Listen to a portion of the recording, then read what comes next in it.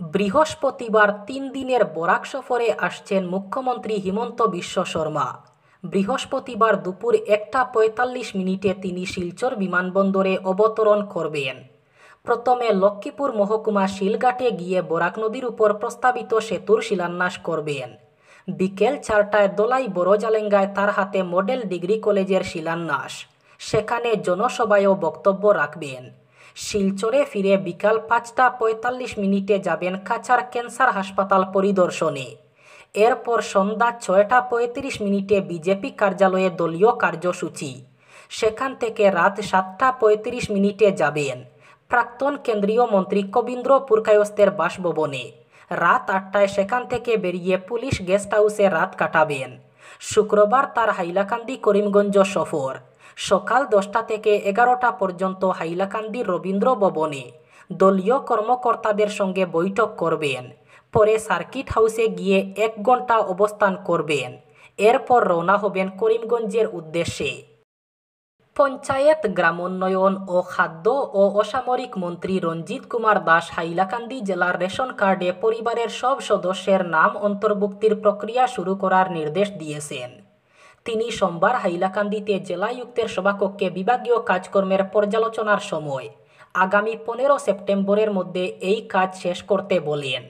এর পরবর্তীতে দুস্থ ও দরিদ্র মানুষ যারা এখনও রেশন কার্ড পাননি, যদি এ ধরনের বাদ পড়া লোক থাকেন, তবে পরবর্তীতে তাদের তালিকাও তৈরি করতে বলেন প্রশাসনকে।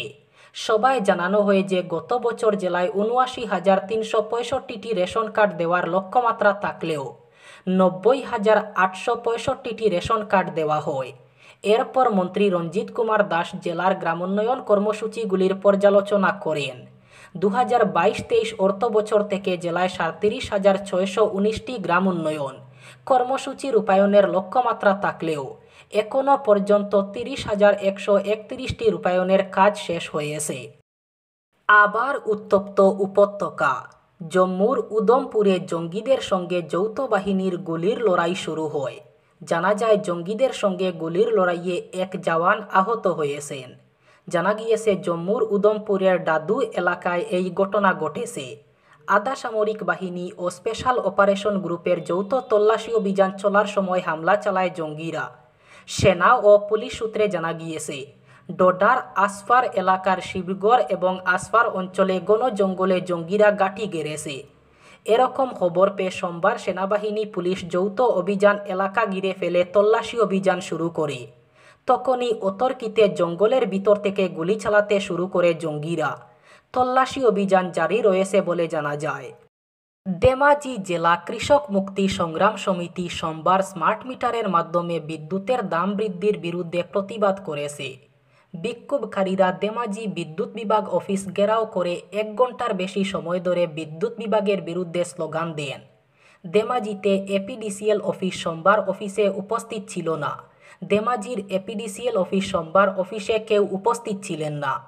আন্দোলনকারীরা দাবি করেন, বিভাগের কর্মকর্তা প্রকৌশলী এসে সংযুক্ত আরসি কর্মকর্তা, ম্যাজিস্ট্রেট এবং পুলিশ ও অফিসের কর্মচারীদের স্মার্ট মিটারের সমস্যা ব্যাখ্যা করেন। পরে অফিসের সাব রেভিনিউ ম্যানেজার হেমন্ত শইকিয়া তাদের সামনে উপস্থিত হলে বিক্ষোভকারীরা শান্ত হয়। কলকাতার রাজপথ থেকে দাবি উঠেছে আগেই। এবার দিল্লির কেন্দ্রীয় মঞ্চ থেকে মুখ্যমন্ত্রী মমতা বন্দ্যোপাধ্যায়ের ইস্তফা চেয়ে সরব বিজেপি। দলের দাবি, আরজি করের ঘটনায় তথ্য প্রমাণ নষ্ট হয়েছে, তাই প্রশাসক হিসাবে মুখ্যমন্ত্রী পদে থাকার যোগ্যতা হারিয়েছেন মমতা। অন্যদিকে তৃণমূল নেতৃত্বের বক্তব্য, মমতা ইস্তফা চাওয়া থেকেই স্পষ্ট, আরজি করের আন্দোলনে রাজনৈতিক রং লেগে গিয়েছে।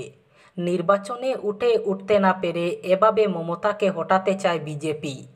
এদিন তৃণমূলের রাজ্যসভা সাংসদ শোকেশ গুকলে বলেন, বিজেপি মমতার পদত্যাগ চাই বলে প্রচার চালাচ্ছে, কারণ বিজেপির লক্ষ্য হল সরকার ফেলে দেওয়া। বিজেপি মুখপাত্র গৌরব ভাটিয়া দলের কেন্দ্রীয় মঞ্চ থেকে মমতার ইস্তফা চেয়ে সরব হন। ভাটিয়া বলেন, ভারতীয় ন্যায় সংহিতা অনুযায়ী ধর্ষণকারীর সর্বোচ্চ শাস্তি মৃত্যুদণ্ড।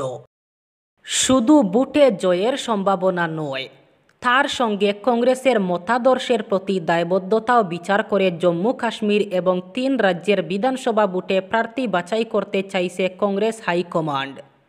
কংগ্রেস সভাপতি মল্লিকার্জুন খার্গে ও রাহুল গান্ধী জম্মু কাশ্মীর, মহারাষ্ট্র, হরিয়ানা ও ঝাড়খণ্ডের প্রার্থী বাছাই কমিটির সদস্যদের বৈঠক করে এই নির্দেশ দিয়েছেন।